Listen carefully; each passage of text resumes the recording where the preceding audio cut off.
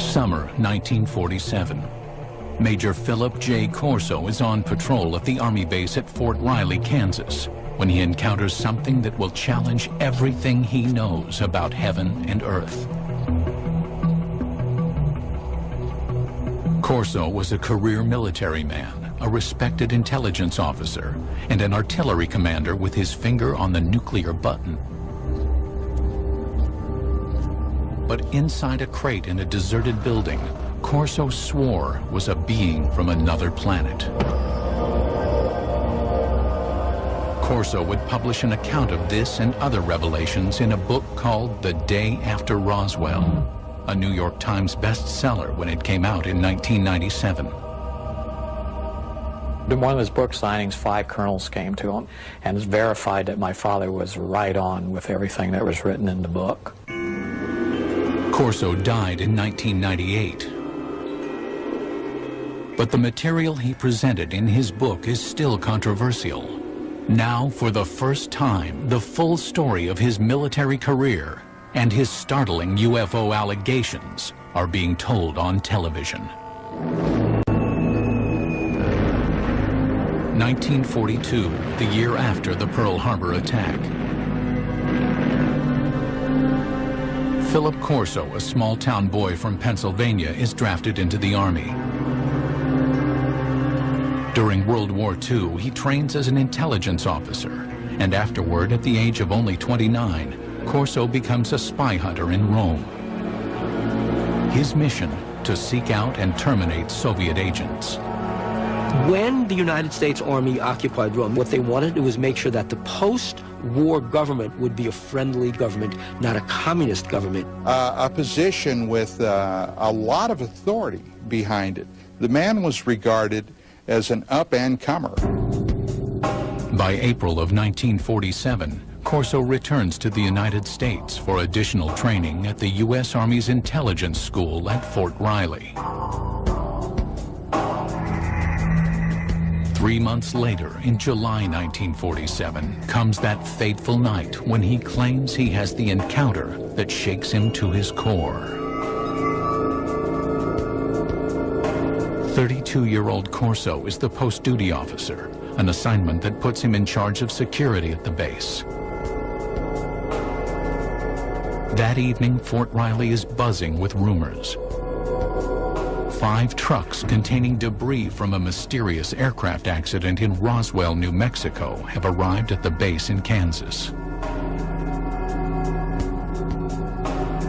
Corso, with his training as an intelligence officer, is intrigued by the shipment.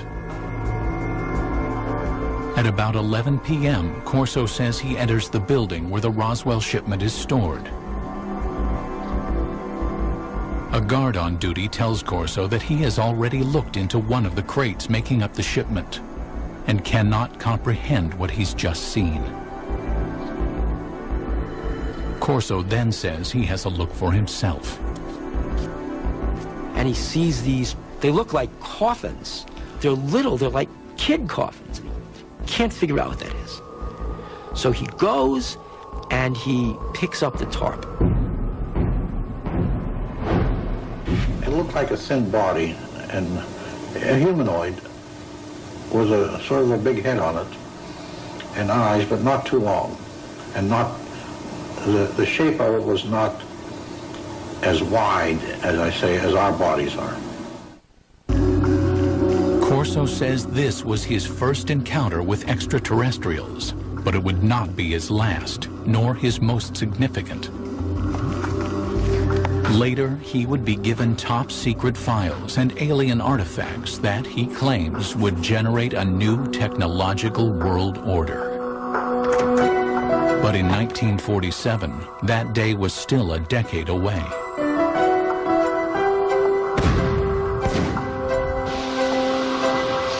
The outbreak of the Korean War in 1950 puts a hold on Philip Corso's ruminations on extraterrestrial beings.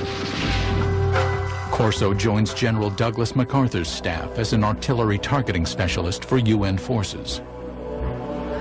After the 1953 armistice, he remains in Asia, serving as an intelligence officer repatriating American and Allied prisoners of war. I mean, I came to know Phil Corso because he had been a special projects officer in the Far East Command for prisoners of war under MacArthur, and then later held the same role and capacity for the National Security Council as a staffer in the Eisenhower White House. According to his military records, in July of 1953, Corso is promoted to the rank of lieutenant colonel. He says he is a trusted advisor to President Dwight D. Eisenhower, informing him of what Corso asserts is rampant KGB infiltration within the CIA. And Corso was screaming about this in the National Security Council to Eisenhower. Corso states that Eisenhower rewards him with his own combat command. In 1957, military records confirm Corso is placed in charge of an artillery battalion at Red Canyon Missile Range.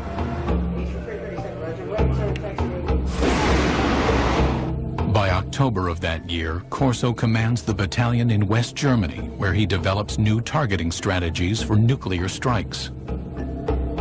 He's shown he can do the one thing, he'll follow orders, but he's shown initiative. He had sole command of a nuclear weapons battery. Now, in the event that war would have broken out with the Soviet Union in the 50s, when Corso was in Germany,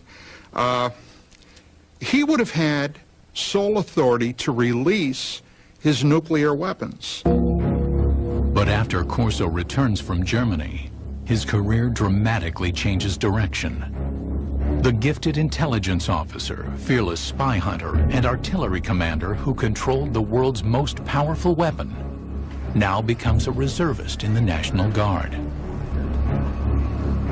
In October of 1960, Corso is virtually in retirement, a part-time unit advisor to a National Guard base in Maryland. You could say it meant that some people were displeased with him, but it's just as easy to say he didn't have what it takes. But Corso's supporters believe Corso is being groomed for his most important and most secret assignment. Now there is a big green hand running his career. That big green hand is the hand of Arthur Trudeau. Philip Corso has a powerful mentor in Lieutenant General Arthur Trudeau. A West Point graduate, class of 1924, Trudeau quickly gains a reputation as a forward-thinking officer, comfortable with high technology. In the Cold War era, he pioneers technological training for intelligence officers, and by 1958 is named Director of Army Research and Development. When Trudeau gets a chance to appoint a deputy, he brings Corso over, and thus begins Corso's stint in Army R&D. General called me and said, "Don, established Foreign Technology Division, and you're the chief of it. And you got an office down next floor under me." Through this point in his career, Corso's Army job history is easily verified by examining military records. Look, he did work in the Pentagon. His office was there. I have the roster. And he worked for General Trudeau, and he certainly knew him well. There's no question about that. But after his Pentagon appointment, the paper trail of his career is harder to follow, and his assertions more difficult to confirm. Corso wrote that his Pentagon job entailed analyzing foreign military hardware, such as helicopter armament developed by the French, or the British military's vertical takeoff and landing fighter. Then the technology would be reverse engineered. The military has had, over the years, a number of projects where enemy technological devices have been recovered by American forces. So one of Corso's jobs was to get this foreign technology, this French technology, and reverse engineer it. And then if they had something good, fed into our own technological timeline. Reverse engineering plays a significant role in the spycraft of the Cold War era. The Soviets used captured American Sabre jets to reverse engineer U.S. technology, and the U.S. captured Soviet MiGs to reverse engineer Soviet technology. But if Corso's routine job involves examining technology from abroad, his task would soon change.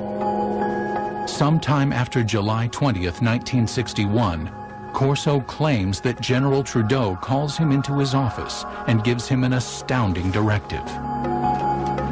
Examine technology captured from the 1947 alien spaceship crash in Roswell, New Mexico. Trudeau has a filing cabinet delivered to Corso's Pentagon office. Inside, Corso says, is proof positive of aliens visiting Earth and alien technology that Corso insists he will use to change the world.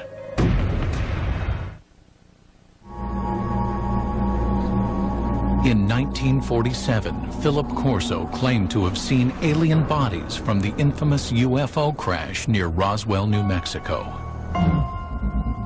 Corso's description is consistent with those who claim to be eyewitnesses to the crash. The aliens, according to these witnesses, were 4 small human-like beings with 4-fingered hands, thin legs and feet, an oversized head, and large almond-shaped eyes. These descriptions purportedly appear in these classified documents prepared by government investigators. To this day, the documents have not been authenticated.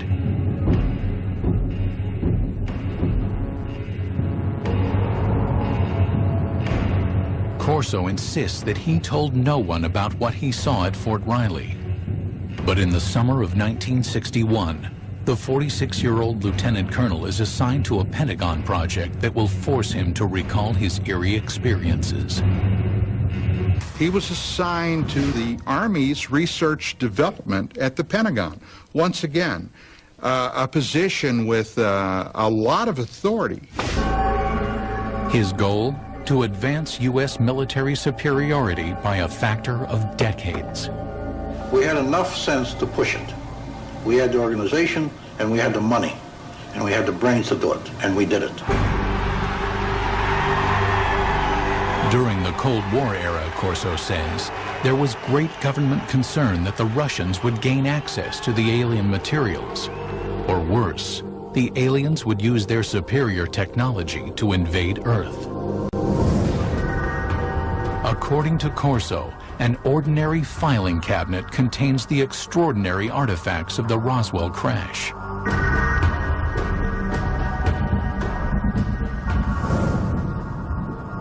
A piece of super strong metallic cloth.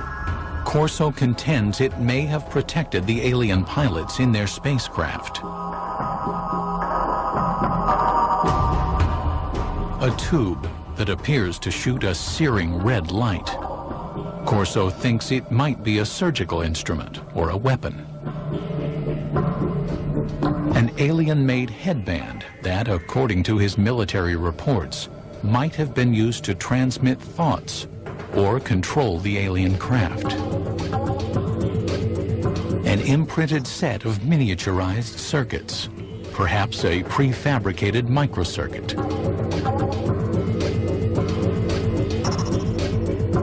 A flexible wire that might have transmitted light through its interior. And a lens that could allow anyone to see in the dark, supposedly taken from the eye of an alien being. To better understand the puzzling contents of the filing cabinet, Corso claims to immerse himself in classified government documents reporting on alien technology supposedly found at Roswell. According to the reports that Corso claims to have read, some of the world's foremost scientists, men like Wernher von Braun and J. Robert Oppenheimer, have access to the Roswell crash site. Corso says that Lieutenant General Trudeau greenlights him to assemble his own A-list team. You will put on that team anybody that you want.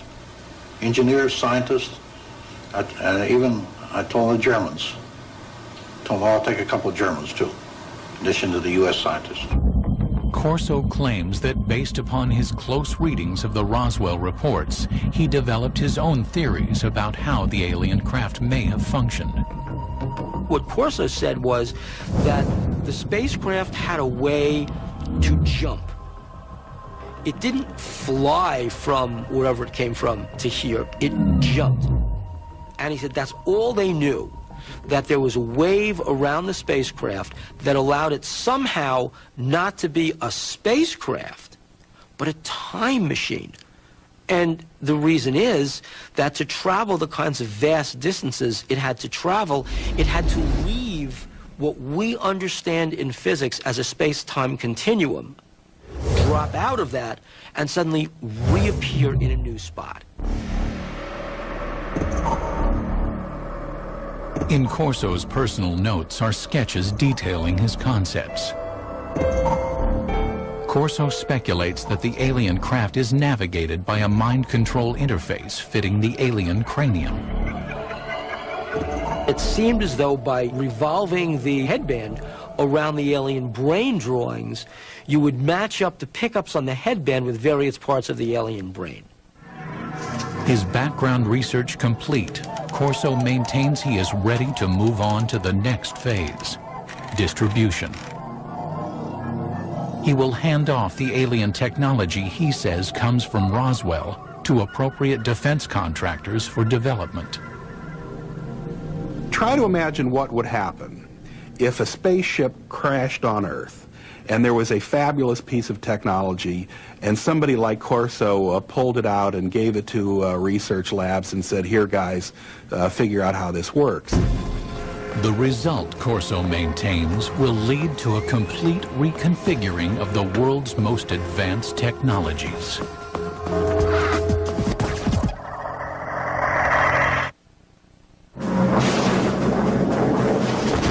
In the early 1960s, America's military might is directed toward fighting the Cold War.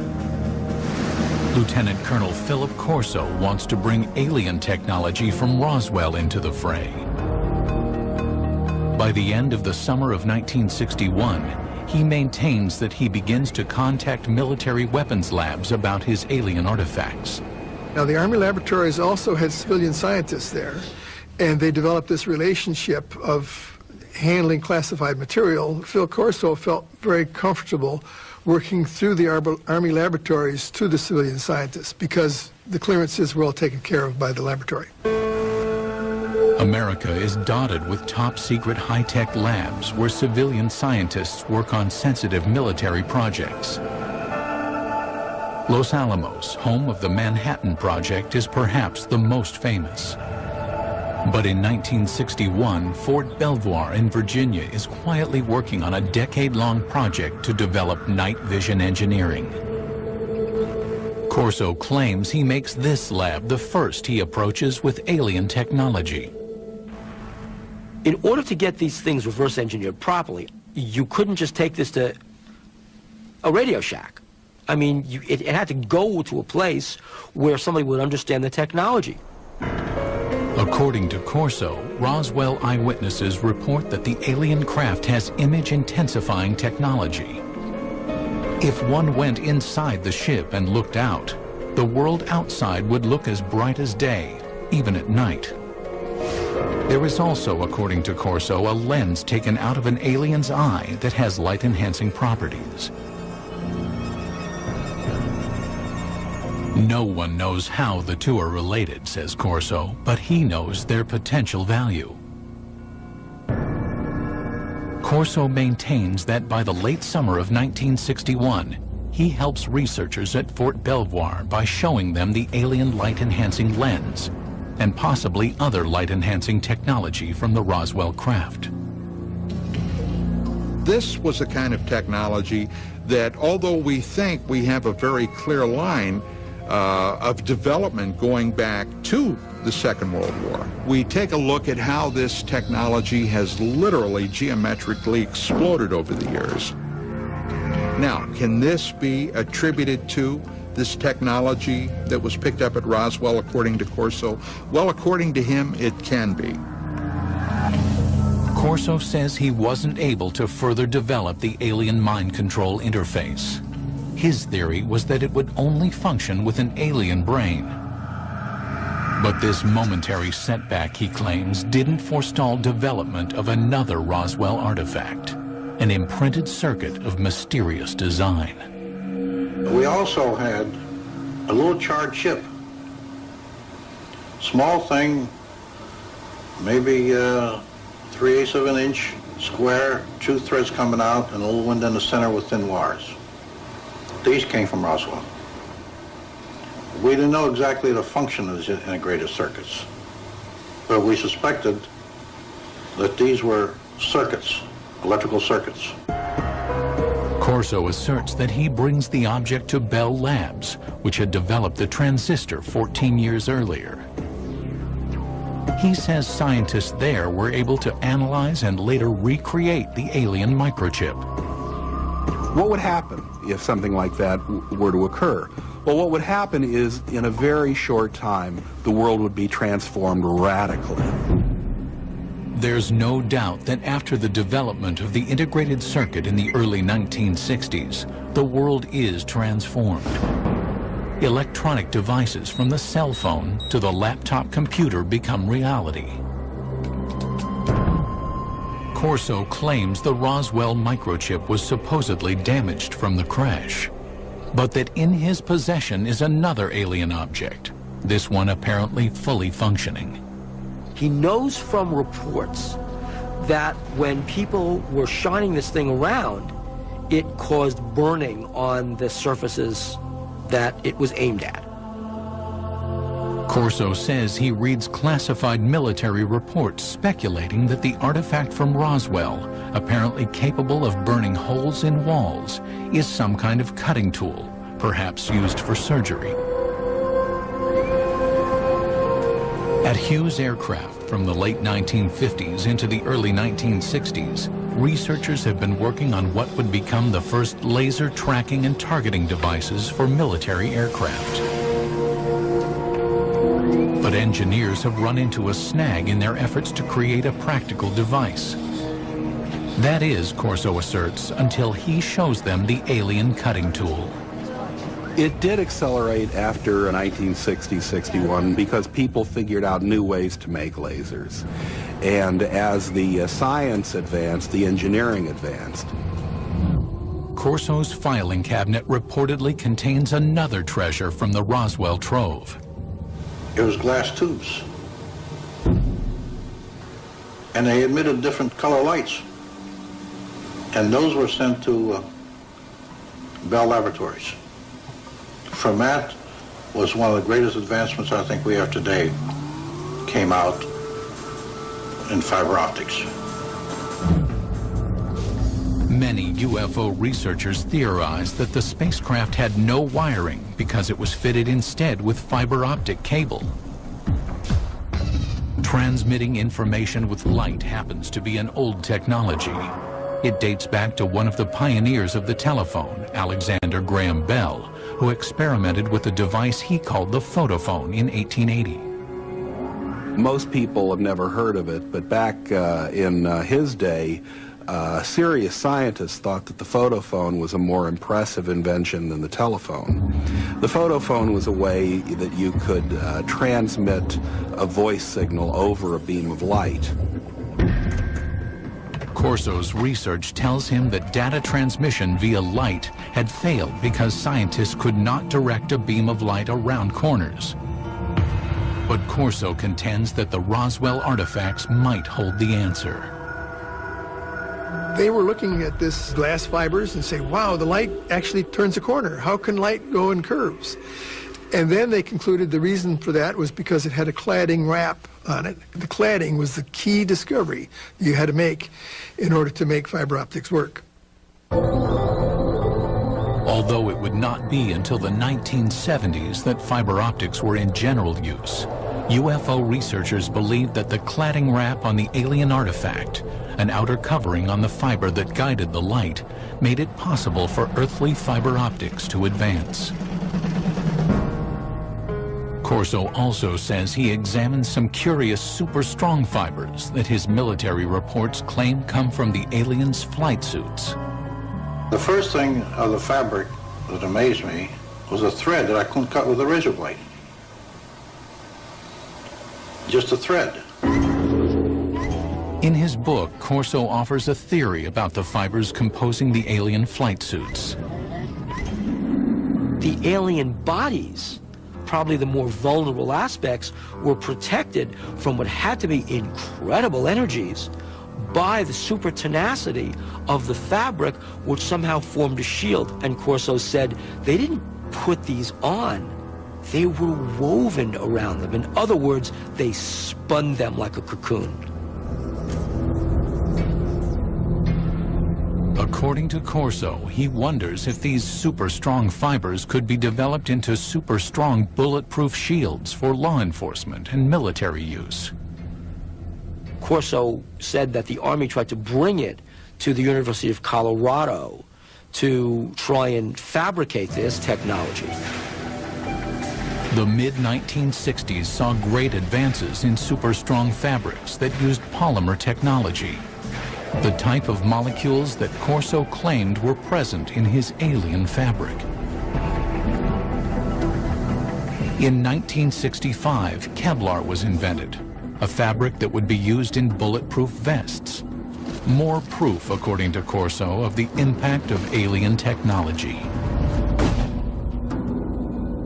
There's no denying that the period Corso works in the Pentagon coincides with a period of rapid technological growth in the United States. Corso's supporters say alien technology played a role, but others see things very differently.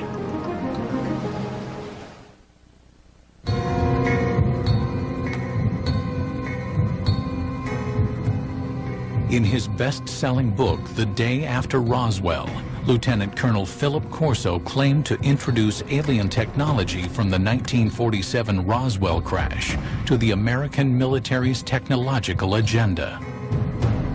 But others say that the scientific leaps of the 1960s were not made by one hero, and not with the help of aliens. It's nice to think in terms of one heroic person leading us into the new world of far-out technology learned from saucers. That sounds great. But having worked on a whole host of big research and development programs, that isn't the way it works. Look, on the aircraft nuclear propulsion program, we employed 3,500 people. 1,100 of them were engineers and scientists. We were spending $100 million a year. That's the kind of effort it takes to develop new technology. And that was in 1958 dollars at that. Corso claims that the laser jumped from theory to practice after scientists examined the device found in the Roswell crash debris.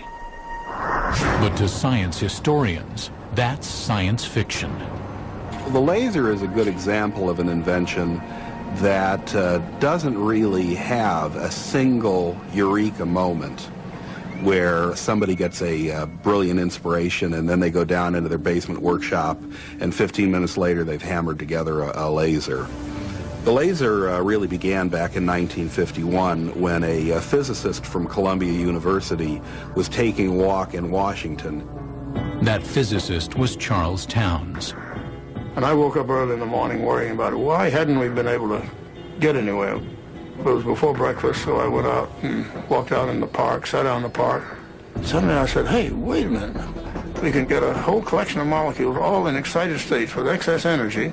And I wrote down the numbers to see now, could I make it oscillate? And it took him 2 years and $50,000 in government grants before he could come up with the very first barely operable microwave laser.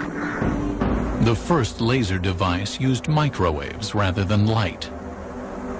The light-emitting version wasn't functional until 1960, 9 years after Professor Towns jotted down his notes.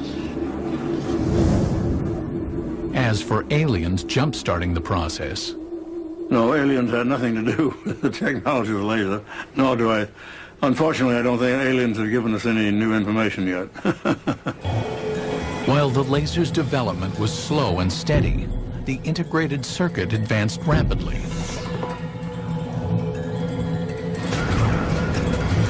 But the greatest progress was made by scientists well after Corso retired. The real breakthrough happened in 1971 when a guy named Ted Hoff conceived of the idea of putting an entire microprocessor on one piece of silicon, a computer on a chip. Basically, what happens in an integrated circuit is that you are controlling the flow of electrons, or actually, in some cases, the absence of electrons. Ted Hoff, known as the architect of the microprocessor, started working on integrated circuits in 1968. Hoff disputes Corso's claim that an alien chip captured from the Roswell crash made an earthly version conceivable. If you have a crash scenario, there's presumably damage done, and that damage may make the device even harder to analyze. And even if you had the device, you'd really want a context. If you had seen this device in those days and had no context to put it in other words, what's it used for, you'd even have less chance of understanding it. Hoff also says that to reverse engineer an integrated circuit, as Corso claimed happened in 1961, you would need a scanning electron microscope, which was not invented until 1966. Even looking at devices today, the resolution of the devices are such that ordinary optical microscopes really don't reveal them. So you'd need something more sophisticated. I don't think at that time anybody would have been able to figure out what it was. Philip Corso also claimed that his alien fiber optics cable inspired scientists. But science historians don't support his assertion because fiber optics required a convergence of technologies occurring over decades of development.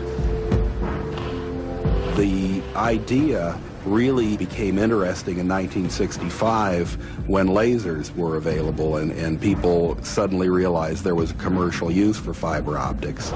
So shortly after that, the project was tackled by a trio of inventors at Corning, and they came up with a successful fiber optic in 1970.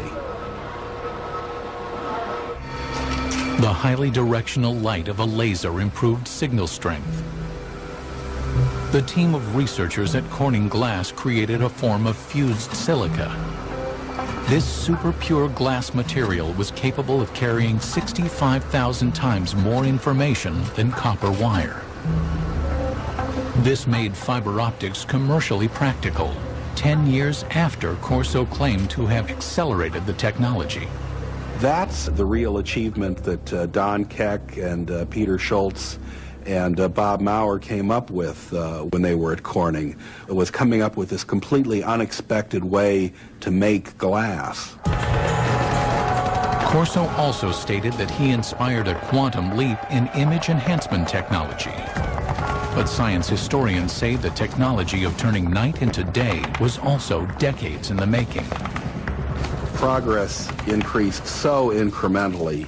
It goes all the way back to the 1940s when image intensifying radar scopes were issued to Allied troops in the Pacific Theater. The first night vision gear employed thermal imaging. Developed by the Germans during World War II, it brought heat energy into the visible spectrum using an infrared light and a receiver. Then, by the early 1960s, William Spicer, a Defense Department researcher, had created image intensification technology. Fort Belvoir scientists built upon his work. Image intensification requires no additional light. Functioning like a radio receiver for light waves, it amplifies existing light. Today's image intensifiers are small enough to be worn as goggles and are capable of amplifying light by a factor of 35,000. Scientists suggest that if Corso really had an alien image enhancer, showing it to researchers in the 1960s did little to advance the technology's measured progress. The engineering that was required just progressed at a very slow rate. Making night vision work was largely the result of really brilliant engineering. Finally, according to technology experts, Corso's super tenacity fibers came not from alien spacesuits, but from years of research by a scientist named Stephanie Kwolek, who worked at the DuPont Company. She learned how to organize super strong chains of atoms in 1965, and by 1971, Kevlar was on the market. The theory that something like Kevlar came off a flying saucer strikes me as being insulting to someone like Stephanie Kwolek, who poured enormous amounts of effort, years of her life, tremendous dedication and brain power went into cracking the secrets of nature. Furthermore, some skeptics insist Lieutenant Colonel Corso simply didn't have the technical background to run a reverse engineering program. I read something he'd written years ago and found that it was not high-tech. I worked for General Electric, Westinghouse, General Motors, TRW Systems, McDonnell Douglas, with lots of technical people. I'm a physicist myself. And I saw nothing in what Corso had written that gave any indication of his having the knowledge, the skills, the talent, the background to handle stuff like this and get it into industry. Corso had an answer to this objection, claiming that his team of A-list scientists helped him interpret the Roswell cache. I didn't have the training or the background for something. You know, they got highly technical. But fortunately, the German scientists were there. I knew von Braun, and I knew Hermann Obert. Obert was a man that said we've been helped. But we had to keep it quiet to protect our budget, protect our organization. For doubters, there is also the issue of Corso's rank. A lieutenant colonel, some argue, wouldn't be running things as Corso claimed he was. I think an indication of his value to the military would have been given by the fact that he was not a full colonel, despite all his years in service. But others stand by Corso's assertions, particularly those who say they're familiar with the way the U.S. military functions. Back in those days, you know, a lieutenant colonel had a lot more authority and position than a lieutenant colonel today has. And even today, you've got lieutenant colonels doing quite a bit of the important tactical and even strategic planning and operation. The History Channel contacted the military contractors Corso claims to have worked with, and all say there was no alien involvement in the technologies Corso says he jump-started. No memos, directives, or paperwork of any kind exist to directly support Corso's assertions about reverse engineering alien technology. But Corso's supporters say there is no paper trail for a very good reason.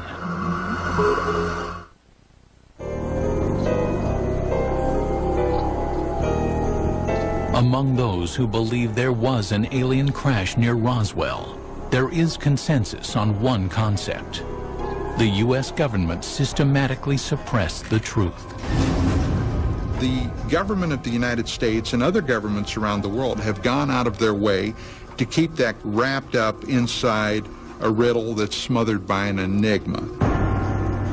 Philip Corso says he also had to keep his reverse engineering program under wraps. We couldn't discuss it. We made a decision. It cannot be discussed outside of us. We're doing good. We have the authority, we have the money for our R&D projects. Well, that's fine. Let's keep it that way. Let's not get mixed up in the murky area of whether they exist or not. As for Corso's contributions to the advancement of science, skeptics say that the technology he claimed to have pushed forward was ready to emerge anyway. As proof, they offer up the mind control headband, one alien technology that Corso did not claim to develop. Today, it's well on its way to becoming a reality without his help.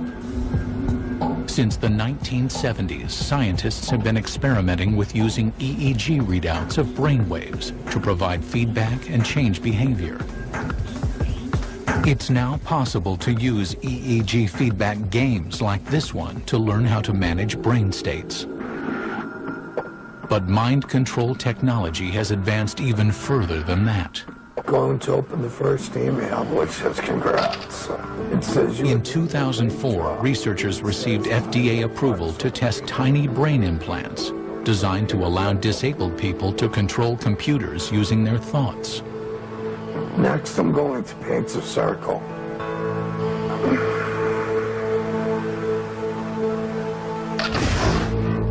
UFO researchers say the government's supposed cover-up may forever obscure the facts of Roswell, and therefore also obscure the truth about whether alien technology played a supporting role in the development of fiber optics, super strong fabrics, lasers, integrated circuits, or battle-ready image enhancement.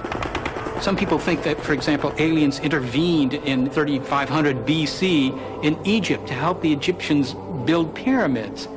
You know, well, doggone it, the Egyptians of 3500 BC were fully capable of putting big blocks on top of other big blocks, right? If the Egyptians had suddenly developed cell phones or something like that, then I would say, okay, there's intervention there. But that's not what they did. But while Lieutenant Colonel Philip Corso might be questioned, his ideas deemed controversial, and his predictions dismissed as the stuff of science fiction, his impact on UFO legend and lore can never be minimized.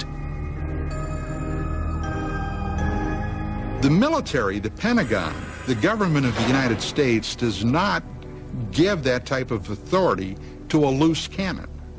This man was highly regarded, highly respected. At my age, what do I have to lose?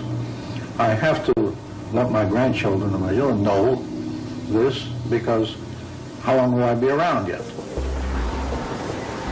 And when I go, it goes with me.